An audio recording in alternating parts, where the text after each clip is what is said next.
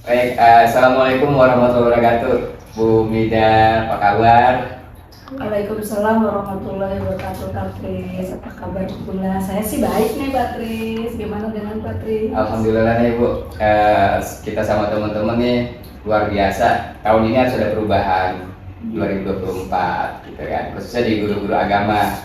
Nah, kita punya acara namanya Biru. Apa tuh biru? Biru itu bincang guru. Ada guru jadi kita Tahu. jadi tahu. Jadi ada guru, jadi kita tahu ya, Patris Benar. ya. Banyak tahu kita sebagai guru ya. Iya. Oke. Nah, ini luar biasa di sela-sela kesibukan Ibu Mida, kan banyak tuh ya Bu Mida tuh. Wah, kegiatannya di apa? Di sekolah, di organisasi. Nah, boleh nggak saya tanya-tanya nih tentang Ibu ya kesehariannya? Ya kita santai aja Bu, gimana Bu? Siap, Patris. Tapi saya cut dulu nih, Ah. nggak usah berlebihan lah. Saya nggak sesibuk yang Patris bayangkan. Saya juga tidak banyak kegiatan baik di dalam sekolah maupun di luar sekolah. Sebenarnya biasa-biasa aja. Cuman barangkali emang di sela-sela tugas pokok saya sebagai kepala sekolah, apalagi sekarang saya dipercaya Bapak Ramai sama teman-teman saat ini menjadi K3S, ada tugas tambahan lain. Jadi kalau dibilang sibuk banget enggak juga. Mungkin sibukan Pak Tris kali ya. Kalau saya cuma kepala sekolah biasa Pak Tris. Jadi jangan terlalu mujian berlebihan. Wah, Kita biasa aja. iya ya. Saya kenal Ibu tuh ya 2 tahun yang lalu lah. Memang bukan asli orang Johar Baru Ibu ya? Bukan. Bukan. Saya tugas terakhir sebelum di Johor Baru ada di Jakarta Timur, yaitu Kecamatan Makassar. Tetapi diberi tugas tambahan oleh dinas. Saya pas diangkat jadi kepala sekolah, saya ditugaskan di Johor Baru ini. Tepatnya di SDN Tanah Tinggi 04 pada tahun 2018. Masih inget nih, karena itu adalah SK pertama tambahan saya tanggal 4 September 2018. Ya Bu, saya dulu punya cita-cita Bu. Kalau ditanya cita-cita mau jadi apa? Jadi pengusaha. Keren dong, ya banyak duit ya, Iya. pengusaha kayaknya. Pengen bener jadi pengusaha tuh kayaknya enak, bisa nolong teman, nolong saudara gitu. Nah, tapi qadarullah tuh saya jadi guru Bu. Nah, kalau Ibu gimana? Emang cita-cita jadi guru atau memang pengaruh keluarga, pengaruh teman atau gimana Bu? Ceritanya Bu. Baik Patris, kita berarti ini ya, balik ke masa lalu. Bayangin nih kenapa saya jadi guru. Sebenarnya saya memang dari seorang ibu dan ayah orang biasa. Ayah saya seorang pemborong, ibu saya membantu ayah saya memiliki kantin. Kebetulan kantinnya itu di sekolah ya. Saat itu namanya mungkin bukan kantin ya, warung, tapi trennya sekarang kan kantin sekolah gitu. Nah di situ ibu saya mungkin sering melihat kegiatan guru dan siswa di sekolah. Dia suka bercerita sama kita di rumah gitu. Bu guru si A, misalnya guru Nani lah sebutkan ya, kayaknya orangnya baik, disukai anak-anak gitu tuh. Mama pengen deh punya anak jadi guru gitu tuh. Itu kedengeran oleh saya waktu itu saya usia sekitar baru 8 tahun, kelas 2 SD kalau nggak salah ya. Tapi itu membekas di ingatan saya. Dan nggak lama setelah saya kelas 3 SD, kakak saya lulus SMP. Pak, ini jadi panjang nih ceritanya, nggak apa-apa ya. SMP dia lulus, ibu saya karena ingin cita-citanya anak ingin jadi guru, akhirnya kakak saya itu dimasukkan ke SPG. SPG, alhamdulillah masuk SPG PGRI. Zaman dulu di Jakarta Utara, dia tidak masuk negeri karena dari daerah pindahan. Nah singkat cerita di kelas 2 dilamar. Nah jadi dilamar, jadi kakak saya yang perempuan ini akhirnya putus di tengah jalan. Jadi kan cita-cita ibu saya tuh belum terlaksana. Nah saya sebagai saat itu masih usia belia, di usia saya 9 tahun kan udah kelas 3 ya, itu tetap ada di ingatan saya. Itu tuh faktor pertama. Lalu faktor kedua, memang pas kelas 4 SD itu saya punya guru favorit, guru idola saya, namanya Bu Neneng. Tinggalnya dulu di Jakarta Utara, dekat Tanjung Priuk. Itu orangnya emang luar biasa. menurut saya ya idola banget. Dia kalau berbicara dengan kita, memberikan pembelajaran, walaupun cuma satu kalimat pembelajaran itu langsung ngena di kita. Jadi apapun yang dia perintahkan ke kita itu bukan seperti nyuruh gitu. Dengan kesadaran kita menjalankannya dengan penuh kegembiraan, keikhlasan. Dari situ kok bisa ya Bu Neneng itu seperti itu. Jadi kita tuh senang banget semuanya sama Bu Neneng. Nah, di situ membekas juga pada diri saya. Oh, saya pengen seperti Bu Neneng, idola guru saya. Jadi dari faktor orang tua punya cita-cita, saya ingin dari situ jadi berkolaborasi antara cita-cita saya suka dengan guru saya, idola saya, plus saya juga di ingatan saya ibu saya berkeinginan punya anak jadi guru. Nah dari itu saya alhamdulillah masuk SMP negeri, dan setelah lulus SMP negeri saya masuk SPG Negeri 2 Bandung saat itu. Alhamdulillah saat itu memang SPG Negeri Bandung tuh SPG yang favorit di Jawa Barat. Kenapa? Karena dia itu muridnya pasti dari Garut, Ciamis, Tasik, terus daftarnya ke SPG 2 Bandung. Termasuk alhamdulillah saya rezeki saat itu, walaupun selain ujian, selain istilahnya banyak jadi kalau kayak dokter kan kita ada pengembangan dirinya, jadi bukan hanya sekedar akademik saat itu yang diuji. Alhamdulillah lulus ya sampai saat ini lah saya akhirnya jadi guru. Berarti cita-cita orang tua itu doa. Terus ibu ngeliat contoh yang baik. Udah menguatkan. Sekolah pertama ibu ngajar di mana Bu? Saya pertama ngajar masih sekolah Patris. Oh masih sekolah? Masih sekolah. Saya SPG kelas 2, kebetulan dari Bandung saya pindah ke SPG 1 Bogor karena ibu saya sudah meninggal, jadi bapak saya menikah lagi. Saat itu barangkali uang jajan saya kurang. Ibaratnya ingin, namanya sudah remaja, pengen punya keinginan A, B, C, D gitu, tetapi tidak terpenuhi oleh orang tua saya. Saya ngajar, awalnya ngajar pramuka. Jadi dulu kalau Sabtu di Bogor, Sabtu siang jam 1 saya udah di Jakarta. Ngajarnya saya di Kelapa Gading Timur Mall 2. Jadi itu saya hanya seminggu sekali ngisi. Nah pas lulus saya langsung ngajar. Sekolah ngajar gitu kan, SPG kan? SPG. Jadi SPG itu saya berangkat dari Bogor jam 12, pulang langsung ke Jakarta, nyampe jam 1, dulu belum macet. Terus ke Bogor lagi? Ke Bogornya subuh hari Senin. Nyampe sampai sekolah jam 6:30. Di Bogor itu nggak kos apa rumah? Rumah orang tua saya, tua. ada ibu tiri saya. Oh gitu. Jadi kalau untuk namanya bukan ibu langsung ya, kalau punya keinginan kan nggak mungkin nggak sama dengan kayak ibu sendiri gitu. Orang lain punya baju bagus gitu kan, mungkin ya saat itu saya sebagai gadis remaja ingin kayak orang-orang, ini saya cari sendiri. Berapa Bu paling besar honornya? Jadi alhamdulillah mungkin entah kepala sekolah itu sayang sama saya karena anak ya bukan yatim, biasanya piatu ya, anak dia kenal dengan ibu saya. Jadi saya tuh misi hari Sabtu tuh pramuka, Patris, perpustakaan juga, ngajar kelas 3 juga, tapi saya pun hanya hari Sabtu. Dan kalau nggak salah dulu guru kelas 3-nya tuh kuliah setiap hari Sabtu. Kalau tidak salah sekitar 200.000 dari 3 sumber, tapi dalam 1 bulan. Kan uang zaman dulu 200.000 1 bulan tuh mungkin 2 juta sekarang ya. Iya. Karena saya tiga kegiatan.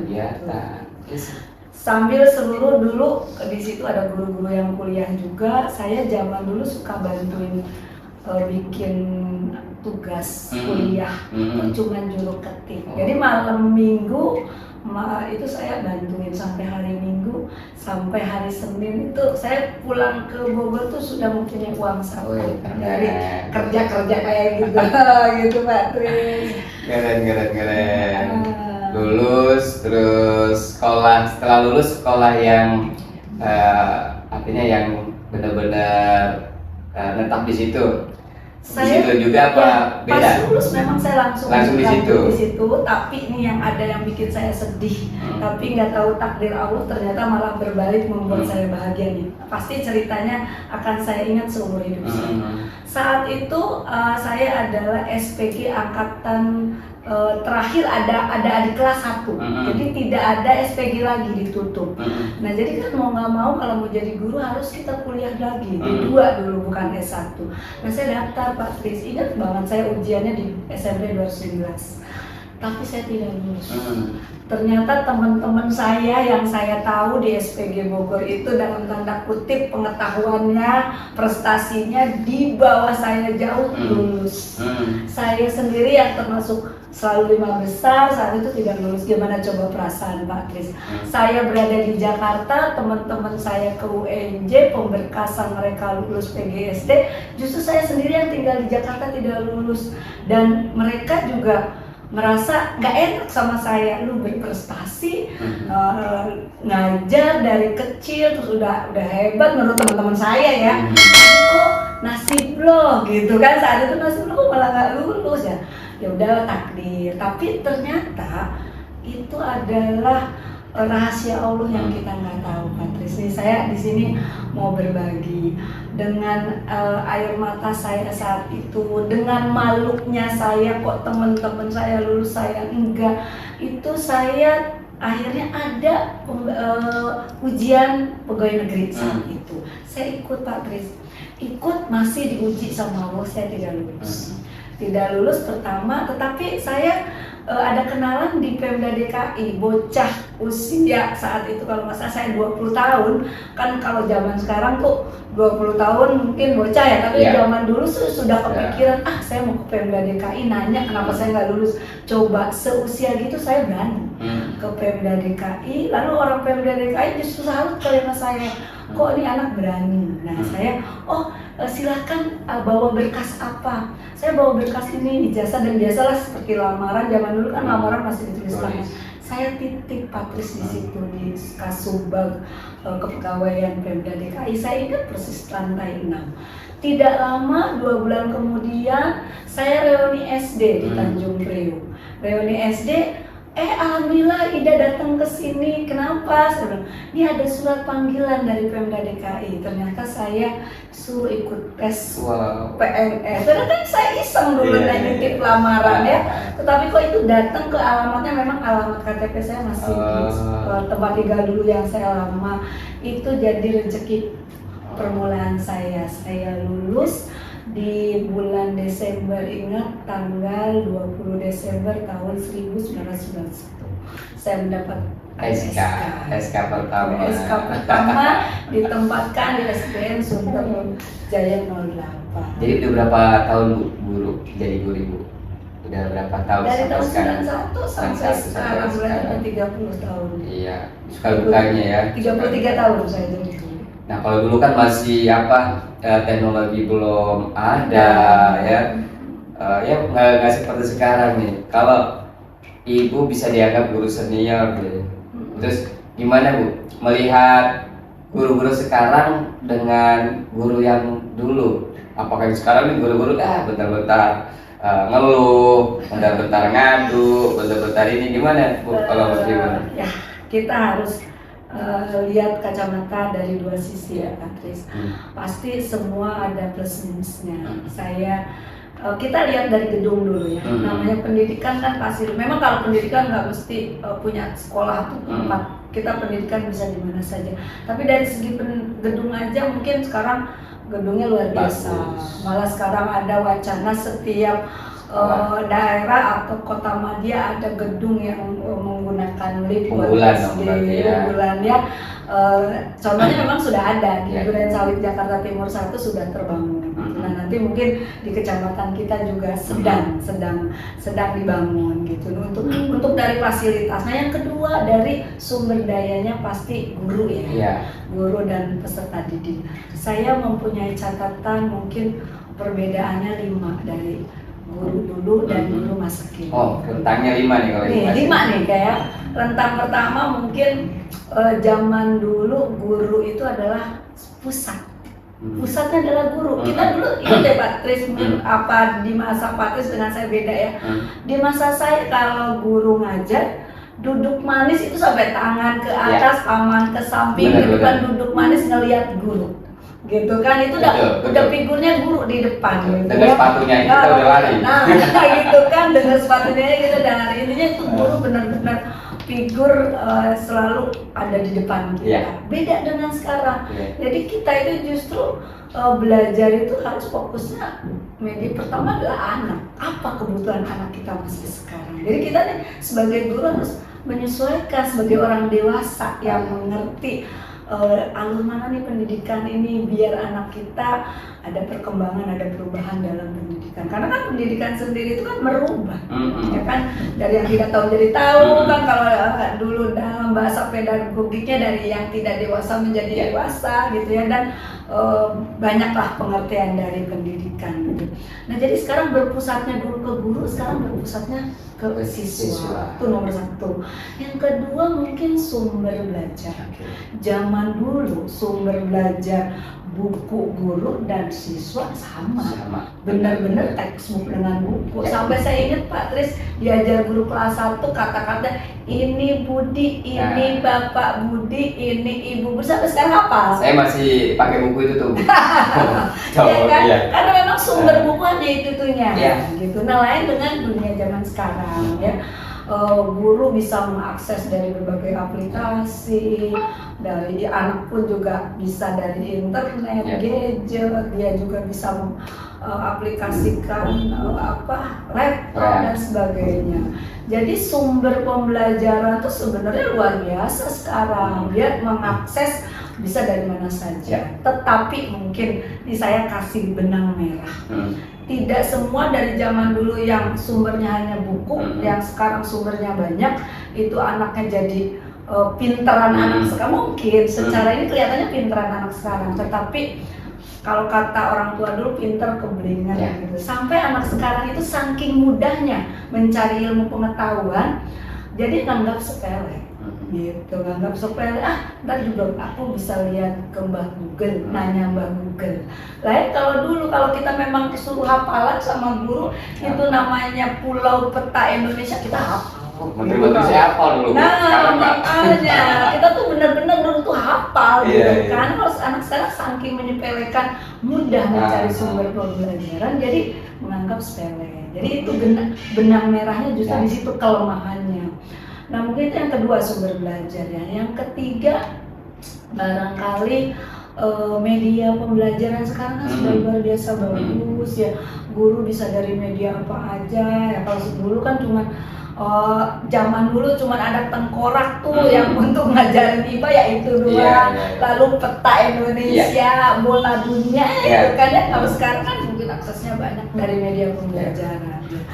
Lalu dari seorang guru sendiri nih barangkali Pak Tris. Kalau dulu kan guru itu benar-benar figur dihormati tetapi disegani. Siapa sih yang berani Pak Tris dulu ada guru lewat kita nggak salim, nggak hormat, benar-benar digugu dan ditiru dan dihormati. Tapi kalau sekarang kadang anak murid kita lupa dengan kita, ibaratnya malah ngelihat itu ngumpet, pura-pura biar nggak lihat gitu kan ya, itu minusnya. Tapi mungkin baiknya guru-guru hebat sekarang justru ke anak itu bisa sebagai pengajar, pendidik, sebagai orang tua di sekolah, sebagai teman. Karena saya lihat saya sendiri kadang kalau duduk di depan gitu lihat tentang apa, anak saya bisa bercerita. Bisa cerita sama kita. Kalau kita zaman dulu baru-baru bisa cerita sama kepala sekolah, sama guru kelas. Nah kalau zaman sekarang tuh anak-anak sekarang luar biasa, bisa cerita asal kita bisa membawa ke dia biar bisa bercerita bisa. Apa aja dia tuh ilmu pengetahuannya bangkaran kali bisa lebih dari kita gitu kan. Nah yang kelima ya, mungkin hukuman atau punishment. Zaman dulu telat lari lapangan 5 keliling, ada yang marah nggak orang tuanya? Malah disuruh bagus bu guru, malah diomelin ya silahkan kayak gitu didik. Terus sekarang dengan adanya seperti itu akhirnya ya guru sebagai saya juga sebagai Aha. pimpinan mengingatkan kepada mitra kerja saya yaitu guru, punishment kita, pujian kita imbangkan. Ujian kita kan reward kayak anak kelas 1 mungkin dikasih bintang aja udah seneng gitu ya. Nah tapi kalau misalnya dia berbuat hal yang tidak sesuai aturan, ya tidak seperti zaman dulu suruh lari, pasti kita ke nilai akademik. Ya, apa misalnya dia menuliskan karangan yang dia suka, kan pasti guru tahu ini anak sukanya kelebihannya apa. Jadi digali dalam hal akademik. Jangan berupa hukuman fisik.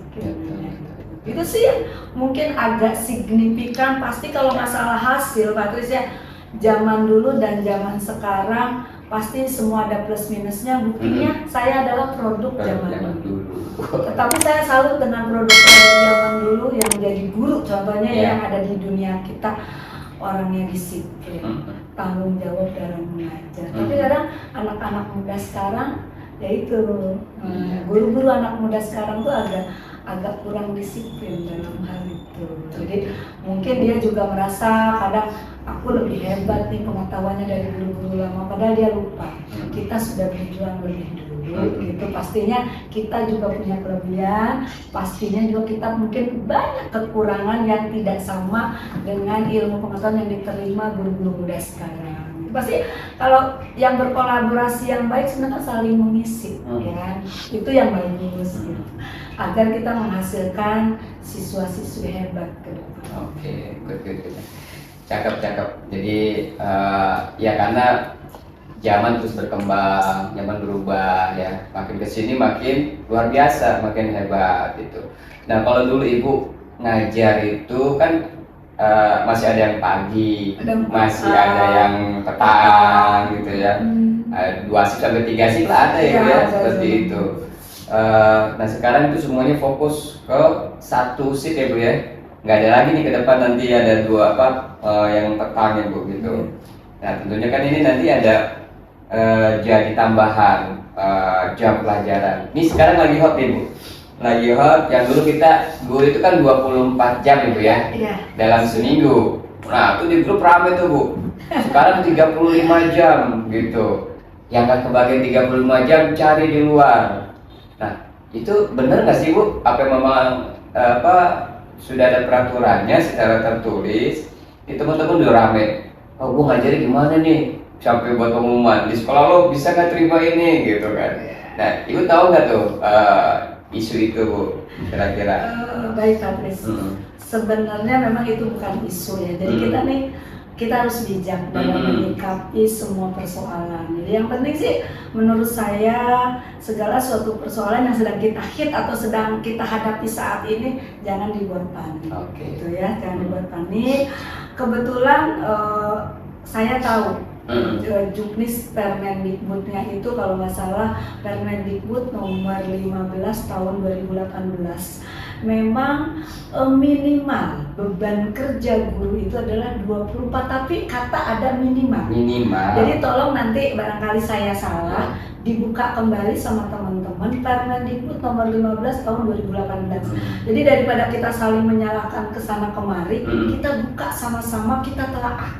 Permendikbud 15 tahun 2018 itu di situ berbunyi bahwa guru, kepala sekolah dan pengawas beban kerjanya itu adalah 24 minimal, maksimal 40.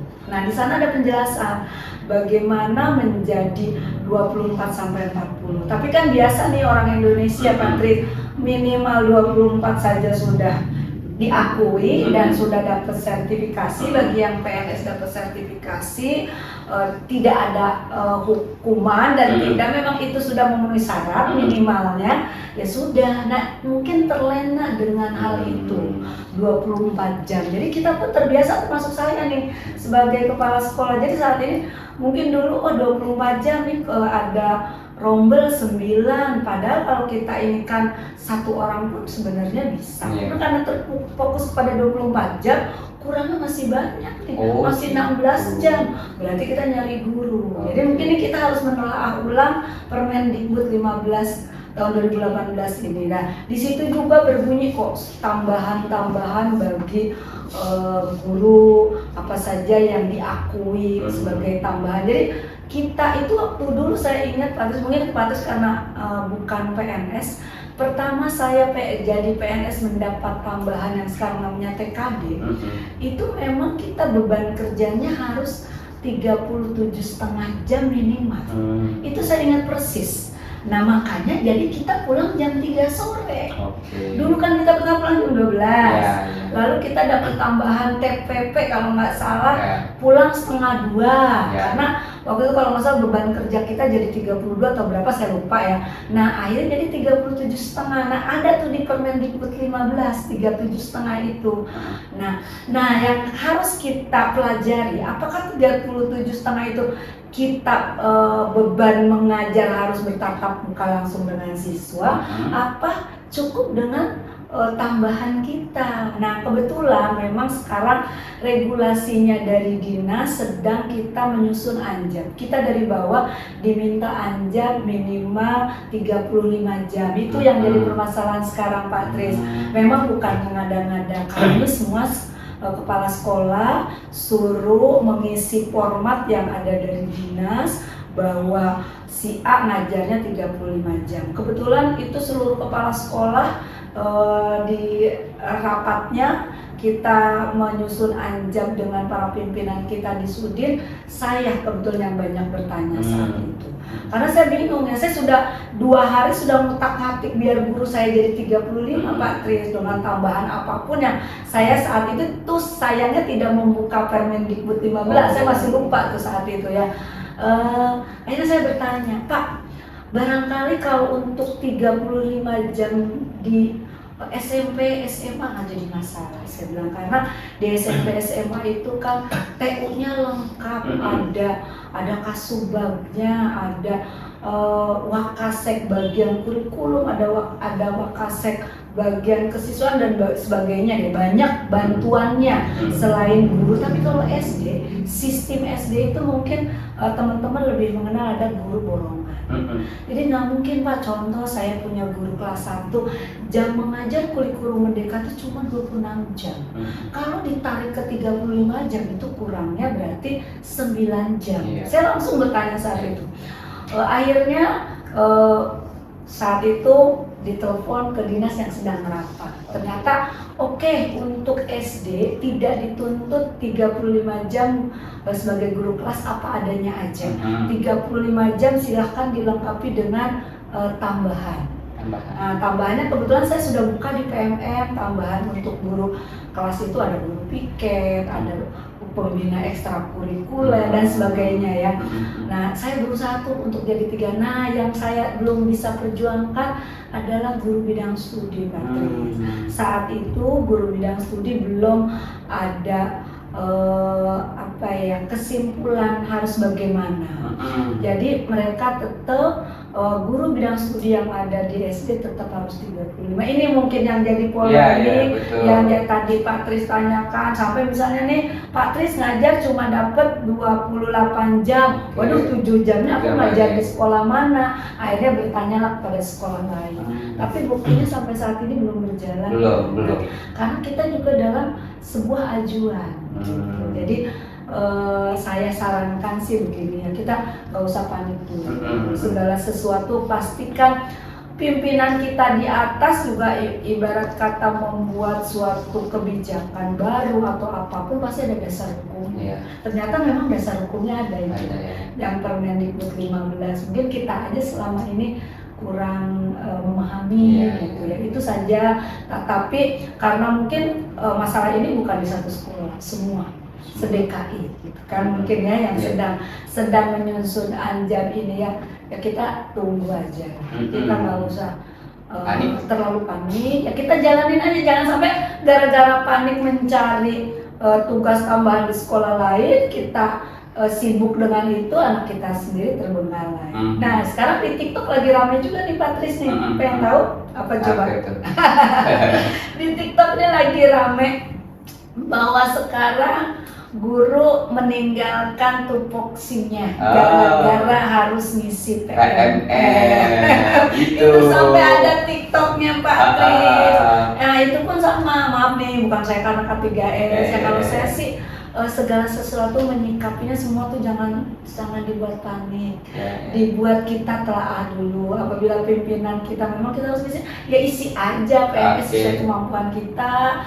Setelah saya amati ya pastinya pimpinan juga harus ikut terjun ya. Ya. Kita amati dulu bagaimana nih biar teman-teman ngisi PMM. Ternyata setelah simak isi aja dulu. Sekarang baru perencanaan sifatnya, belum ini sampai sibuk mereka ikut Latihan. webinar, pelatihan ABCD. Share itu tuh boleh. Regulasinya 6 bulan. Iya. Januari ini hanya baru perencanaan. Oke. Diajukan ke kepala sekolah, memang perencanaannya kira-kira nih Ya. enggak. Jadi yang penting ikutin dulu perencanaan itu, kita isi gitu semuanya. Jadi jangan saya sendiri jujur Pak, saya belum ikut seminar apapun saat ini, kan masih 6 bulan lah. Iya, betul, Kita betul. lihat perkembangan ke depan gitu. Jadi apa saya yang salah mungkin nggak tahu ya Pak Trisha, saya tuh orangnya nggak terlalu panik karena rezeki, jodoh semua tuh udah ngatur. Ya, ya, ya. Yang penting kita apabila sedang diberikan amanah bekerja sesuai dengan kapasitas dan kemampuan Ya, kita, ya. itu aja. Jadi saya nggak takut ibarat kata dipecat besok gitu gara-gara saya nggak melaksanakan apa gitu, bukan saya nantang, saya tetap Ya, ya. melaksanakan tugas-tugas itu sesuai dengan kemampuan, dan saya juga memberikan motivasi kepada teman-teman, yuk kita sebagai bawahan, sebagai mitra di bawah gitu di pendidikan ini kita kerjakan. Iya. Yang penting tidak seperti di TikTok tadi, Iya. meninggalkan tupoksi kita. Nah, itu yang di TikTok deh nggak ngerti manajemen waktu berarti. Nah, tidak bisa memanage, kita kan bisa pulang sekolah. Iya, iya, iya. Singkat cerita kalau kita telah sehari juga kelar, sejam juga kelar, ya kan? Baru satu itu loh Bu, ya kan nggak nyampe sejam. Makanya kan Pak Tris, Nggak nyampe sejam. apalagi kan di dunia pendidikan tuh dalam satu sekolah pastinya ada yang senior, junior, ada Ya. IT-nya yang lebih pandai, kan itu bisa berbagi dengan teman. Betul, betul. Insya Allah kalau bisa berkolaborasi, saling mengisi, semua nggak ada yang sulit. Benar-benar. Gitu. Kayaknya saya terus nih yang banyak bicara. Kan udah ditanya. Oke, luar biasa Ibu. Tapi saya nggak luar biasa, cuma pakai Enggak, sepatu. pertemuan kita yang luar biasa ini. Pertemuan kita yang luar biasa. Dengan apa tadi pengalaman yang keren banget lah, bisa jadi pembelajaran buat kita semuanya nih, buat guru-guru muda. Oke Ibu, terima kasih banyak di sela-sela waktunya bisa menyempatkan. Next kita punya kegiatan lagi yang luar biasa, dukung ya Bu ya. Siap. Intinya kalau hal yang baik kita selalu dukung siapapun. Dan saya kasih catatan nih Pak Tris terakhir, barangkali Pak Tris dalam acara talkshow ini ya, atau apa nih Iya. namanya, bincang bersama. Benar, bincang gitu dulu, ya. oke. Saya di situ dengan K3S hebat, saya garis bawahi. Oke, siap. Saya nggak hebat. Hmm. Yang hebat itu adalah mitra kerja saya. Kalau di sekolah mitra kerja saya adalah guru. Kepala saya, kalau mitra kerja saya bukan yang luar biasa. Nah begitu pun dengan K3S. Apalah sebagai saya seorang K3S apabila tidak didukung oleh seluruh kepala sekolah yang ada di Kecamatan Johar Baru, siapa sih saya? Saya itu nggak ada apa-apanya karena teman-teman yang luar biasa dukung seluruh kegiatan di Johar Baru, ya jadilah mungkin Pak Tris memandangnya saya hebat, padahal yang hebat itu adalah orang-orang di balik saya. Betul, setuju banget. Setuju, luar biasa. Tas dulu Pak. Iya, sip Pak Tris. Oke, teman-teman, ini acara bincang guru kita yang perdana ya. Bincang guru, dari guru kita jadi tahu. Terima kasih. Terima kasih Bu Mida waktunya.